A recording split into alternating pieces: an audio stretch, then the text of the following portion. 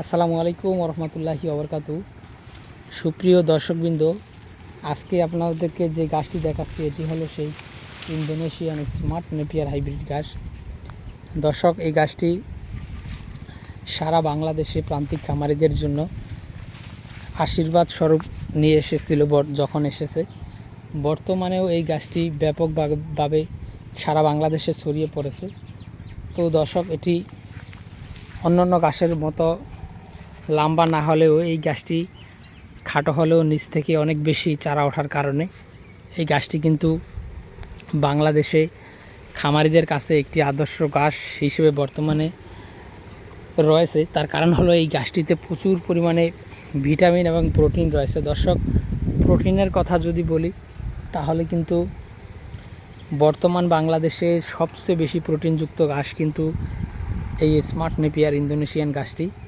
তার কারণ হলো এটি যদি আপনারা গুগলে সার্চ করেন তাহলে খুব সহজেই আপনারা পেয়ে যাবেন যে আসলে 22 থেকে 25% এবং কোথাও 24 থেকে 25% প্রোটিনের হিসাবটা কিন্তু আপনাদের কাছে চলে আসবে।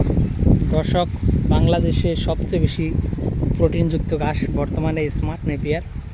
যদিও আরও 2 থেকে 3টি জাতের ঘাস বাংলাদেশে নতুন এসেছে, সেটি আসলে প্রোটিন বেশি শোনা যাচ্ছে, কিন্তু আসলে ওই ঘাসগুলো বাংলাদেশে কেমন হয় সেটি আমি আসলে গুয়াতিমালা কিংবা তাইওয়ান কিংবা জাঞ্জিবারের কথা বলতেছি।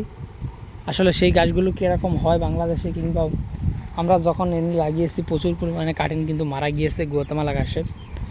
তো সেটি হলো দেখার বিষয় যে আসলে কতটুকুন গাছ জমিতে হয় কিংবা কাটিং মরে যায়, তারপরে খামারিরা কত পিস কাটিং লাগালে কত পিস জমিতে জার্মিনেশন হয় সেগুলো দেখে হিসাব কিতাব করে তারপর কিন্তু আসলে বাংলাদেশে অ্যাভেলেবেল হতে সেই গাছ আরও কিন্তু 1 থেকে 1.5 বছর কিংবা 2 বছর চলে যাবে।